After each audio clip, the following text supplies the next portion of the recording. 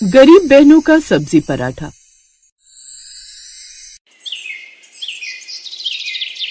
छवि, ओ छवि, अरे कहाँ मर गई? छवि छत पर कपड़े सुखा रही थी और मधु की आवाज सुनकर छवि छत से भागी भागी आती है। जी सासू माँ, आपने बुलाया? कब से आवाज दे रही हूँ, कान में कनखजूरा चला गया है या कानों पर डांट लगा रखी है? मुझे खाना कौन, तेरा बाप आकर देगा क्या? चल अब खड़ी खड़ी मेरी शक्ल क्या देख रही है? जा और खाना लेकर आ मेरे लिए।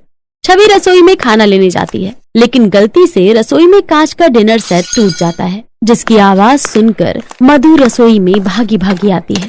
हे भगवान, तूने क्या किया? करम जली, इतना महंगा सेट तोड़ दिया मेरा। आज नहीं छोड़ूंगी तुझे। बहुत हो गया तेरा रोज रोज का ये ड्रामा। मधु छवि पर गरम गरम चिमटा लेकर उसे मारने के लिए आती है और उसे उस गरम चिमटे से बहुत मारती है, जिससे छवि के हाथ मुंह पर गरम चिमटे के निशान आ जाते हैं। अपने बाप के यहाँ से लेकर आई थी तू ये सब जो तू तोड़ रही है? समझी, कुछ नहीं दिया दहेज में तेरे बाप ने। ये तो शुक्र मना कि तुझे शादी करके हम यहाँ ले आए, नहीं तो पड़ी रहती अभी तक अपने गरीब बाप के घर में। सासू माँ, मेरे बाबा गरीब हैं, उनके पास कुछ भी नहीं है देने के लिए, तो वो कहाँ से देते दहेज? आप मुझे रोज रोज दहेज के लिए ताने मारती हैं। इतना तो आपको भी पता है, मैंने जानकर नहीं तोड़ा, ये जल्दी में टूट गया। आने दे आज सौरभ को, उसको बताऊंगी कि कैसे कैंची की तरह जुबान चलने लगी है अब तेरी। थोड़ी देर बाद सौरभ काम से घर आ जाता है और उसकी माँ उसके आते ही घड़ियाली आंसू बहाने लगती है। माँ, क्या हुआ? तुम रो क्यों रही हो? आज फिर इसने कुछ कहा क्या आपको? बेटा, तेरी बहू मुझसे जुबान चलाने लगी है। अब मेरे इतने बुरे दिन आ गए क्या कि मैं इसकी सुनूं? न खाना देती है और खाने को मांगू तो मुंह चलाती है कैंची की तरह। नहीं सौरभ जी, ऐसा कुछ नहीं है, सासू माँ झूठ बोल रही है, बल्कि इन्होंने मुझे गरम चिमटे से मारा है, ये देखिए निशान। और फिर सौरभ गुस्से में डंडा उठाता है और छवि को मारने लगता है। फिर जैसे तैसे छवि अपनी जान बचाकर वहाँ से अपने मायके आ जाती है और कुछ दिन बाद अपने पति से तलाक ले लेती है और अब अपने मायके में ही रहने लगती है। छवि की एक छोटी बहन और भाई था। उसके बाबा गरीब थे, जो कि गोलगप्पों का ठेला लगाकर अपने परिवार को जैसे तैसे पाल रहे थे। और रोज की तरह एक रोज जब छवि के बाबा ठेला लेकर वापस लौट रहे थे, तभी अरे राधा, ये तो वही है ना जिसकी जवान बेटी ससुराल छोड़कर मायके में पड़ी है? हाँ, वही तो है। जरूर कोई नुक्स होंगे लड़की में, तभी तो ससुराल वालों ने निकाल दिया उसे। न जाने आजकल के माँ बाप को भी शर्म नहीं है, जो घर में बैठा लेते हैं शादीशुदा बेटियों को। अब तलाक लेकर बैठ गई सारी उम्र यहाँ। इतना सुनकर छवि के बाबा घर आ जाते हैं और खाना खाकर सोने के लिए चले जाते हैं, लेकिन सारी रात उन औरतों की बातें उनके कानों में गूंजती रहती हैं और वो रात भर इसी चिंता में रहते हैं। और उस रात वो ऐसी गहरी नींद सोए कि वो कभी जागे ही नहीं। अटैक पड़ने के कारण उनकी मौत हो चुकी थी। पति की मौत के बाद छवि की माँ भी गुमसुम रहने लगी और एक दिन पता चला कि उन्हें कैंसर है। अब माँ ने भी बिस्तर पकड़ लिया। दीदी, बाबा हमें छोड़कर चले गए और माँ भी बीमार पड़ गई है, अब हमें कौन पालेगा? तभी छवि रोती हुई कहती है, पायल, मैं हूं ना, तुम दोनों क्यों चिंता कर रहे हो? एक दिन, दीदी बहुत तेज भूख लग रही है, खाने के लिए कुछ दो ना। छवि अंदर रसोई में जाती है तो देखती है कि खाने के लिए तो कुछ भी नहीं था। फिर वो मन ही मन सोचती है, बाबा भी हमें छोड़कर चले गए, माँ ही बची थी, वो भी बीमार हो गई और अब रोहन को भी भूख लग रही है। घर में कुछ नहीं है खाने के लिए, मैं रोहन को क्या ही दूं? फिर छवि पास की एक दुकान पर घर का राशन और सब्जी लेने जाती है, पर पैसे न होने के कारण वो दुकान वाला भी उसे भगा देता है। अब मैं घर क्या मुंह लेकर जाऊंगी? रोहन फिर भूख के लिए बोलेगा। नहीं, मुझे कोई काम ढूंढना होगा, तभी पैसे मिल पाएंगे।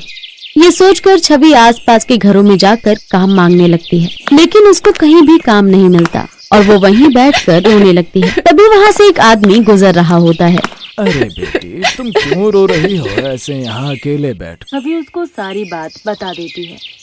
एक काम करो, मैं तुमको कुछ पैसे दे, तुम इन पैसों से थोड़ा राशन पानी ले जाओ। नहीं नहीं अंकल, मैं ऐसे पैसे नहीं ले सकती, और फिर ये तो रोज का है, अब घर में खाने के लिए तो पैसे रोज चाहिए। आप मेरी मदद करना चाहते हैं तो मुझे बस कहीं काम दिलवा दीजिए, इतनी सी मेहरबानी कर दीजिए बस। अच्छा तो बेटा एक काम करो, तुम कल से मेरे घर पर काम पर आ जाना। मेरे घर में काम करने वाले की जरूरत भी है। मेरी बीवी के पैर में प्रॉब्लम है जिससे वो चल नहीं पाती, इसलिए कल से तुम मेरे घर का सारा काम काज कर जाया करना। और अब ये पैसे रख लो एडवांस समझकर। ये देख छवि बड़ी खुश हो जाती है। फिर छवि उससे पैसे ले लेती है।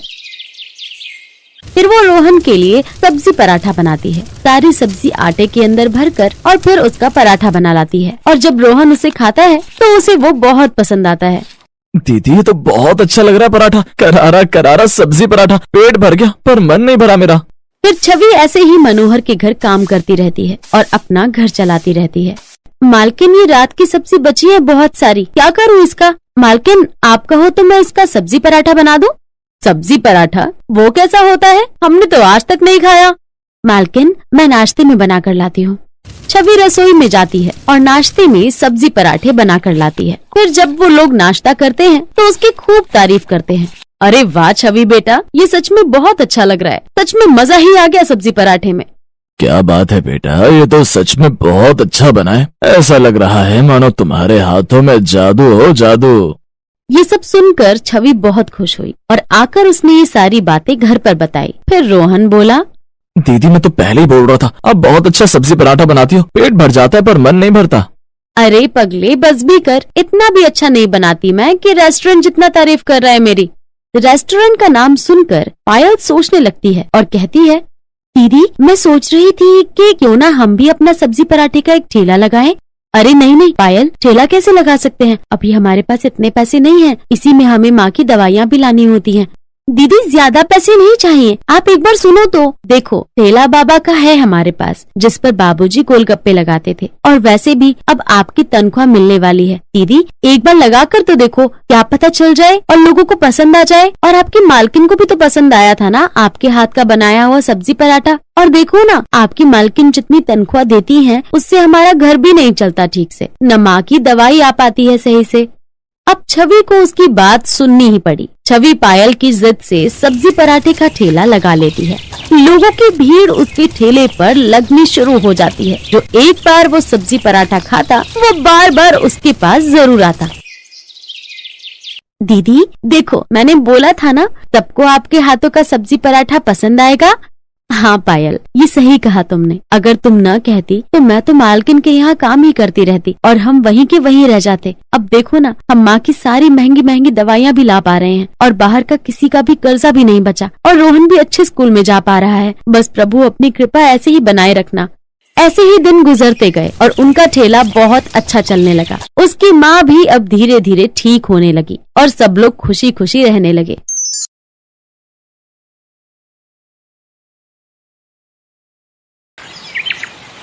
पिछले 10 दिन से ही मुंबई शहर बारिश में डूबा हुआ था। जहां देखो वहां झमाझम बारिश हो रही थी, और ऐसी बारिश जो रुकने का नाम ही नहीं ले रही थी। एक छोटी सी चौल जहां पर राधा अपने परिवार के साथ रहती थी। राधा का पति सुरेश रिक्शा चलाता था और थोड़ी बहुत मजदूरी करके घर का गुजारा भी कर लेता था।